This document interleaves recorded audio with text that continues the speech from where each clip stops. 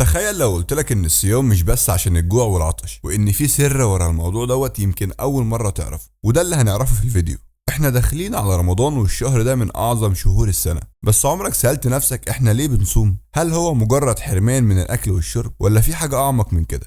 خليني اقولك.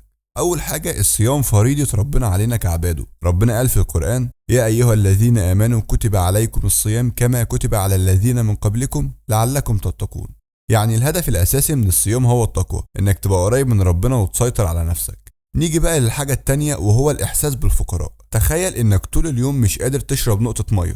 بتحس قد إيه إن الناس اللي مش لاقية تاكل حياتهم صعبة، فالصيام بيخلينا نحس بيهم ونساعدهم، وده بيقوي الرحمة في قلوبنا. ده غير إن ليه فوائد صحية كتيرة. يعني خد عندك، هو بيساعد على تنظيف الجسم من السموم، وبيحسن الهضم، وبيجدد الخلايا، وكمان بيقلل من مخاطر أمراض زي السكر أو أمراض القلب. نيجي بقى لأهم حاجة هنتكلم فيها النهاردة، وهو إن الصيام تدريب إنك تسيطر على شهواتك، سواء كانت أكل أو غضب أو حتى عادات سيئة نفسك تبطلها. فرمضان فرصة عظيمة إنك تطلع منه نسخة أقوى وأفضل بكتير. وفي النهاية يبقى الصيام مش مجرد جوع وعطش، ده إحساس بالناس وليه فوائد صحية هتفرق معاك. قولولي في الكومنتس إيه أكتر حاجة بتحبوها في رمضان، وما تنساش اللايك والشير، وكل سنة وانتوا طيبين.